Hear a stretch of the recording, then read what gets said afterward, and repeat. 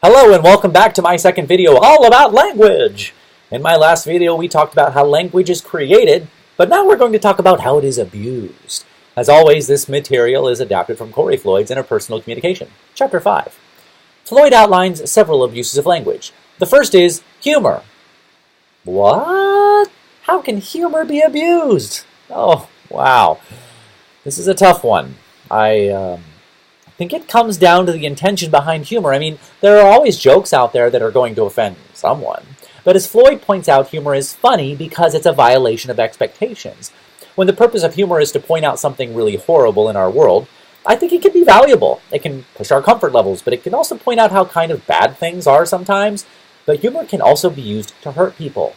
Yeah, I could talk about this for an hour or more, but suffice it to say, well, just be aware of how you are using humor.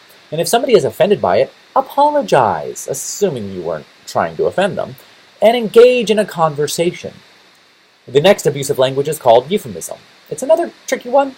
Most of the time, euphemism isn't so bad. It's just using a kind of nicer word for something that's harsh. For example, say somebody passed away instead of saying they died. One thing sounds more peaceful. The other is pretty harsh. We say, I'm going to use the restroom, instead of, I'm going to empty my bladder of urine. Why? Because, well, we just do that. Is that a good or bad thing? I don't know. Sometimes it can be bad. For example, using euphemisms like friendly fire for when somebody is killed in combat by a member of their own side. Just a quick side note, in military jargon, a friendly is just somebody who is on the same side as you. So really, this piece of euphemism is just military jargon taken out of context, but it definitely has a negative feeling. How can shooting a fellow soldier be friendly? That leaves a bad taste in one's mouth. The next abuse of language is kind of related to that last one. It's all about slang. Slang just belongs to a very specific co-culture, and it's not bad if you're using the slang amongst others in that co-culture.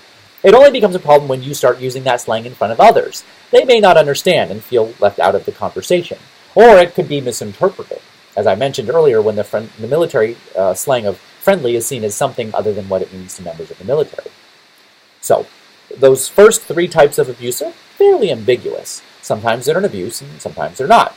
The next one is always an abuse. That is defamation, the use of words to hurt another person. Written defamation is called libel. Spoken definition is called slander. Get it? Spoken equals slander. Easy to remember, yeah?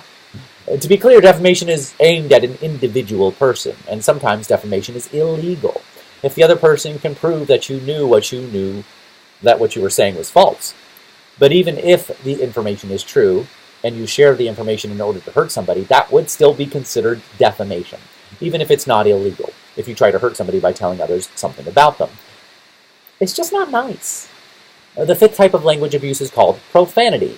The book has a definition that states, a form of language considered vulgar, rude, or obscene in the context in which it is used. Now, I'm okay with this definition, except for the use of a comma before rude. I don't think rude should even be in there. There are lots of rude things I can say to somebody, like, hey you, your haircut is stupid. No, literally, I'm talking to you. Can you get a different haircut? I can't really see you. I have no idea if you have a good haircut. But if I did see you and I said that, well, that would be rude. But it is not profanity to say something rude. Ugh! So just cross the word rude out in your textbook. Profanity is saying something vulgar or obscene, and it's only an abuse if it's said in a context where offense might be taken. For example, I do use profanity around my wife and my friends. Well, some of my friends. Some of my friends are actually offended by profanity, so I choose not to say those bad words around them. You see, it's all about context. The words themselves aren't offensive. They're just letters on a page. It's the meaning we apply to those words that make them offensive. The final type of language abuse is hate speech. Again, I don't love how the book defines this. It says, a form of profanity meant to degrade, intimidate, or dehumanize groups of people. Yes, sometimes hate speech is profanity in the case of some really, really nasty words, but sometimes hate speech is just saying really hateful things, but not using curse words. If I singled out a group of people, let's say guys named Patrick, and I said all guys named Patrick are inherently stupid, well, that would be hate speech. It's words intended to dehumanize a group of people.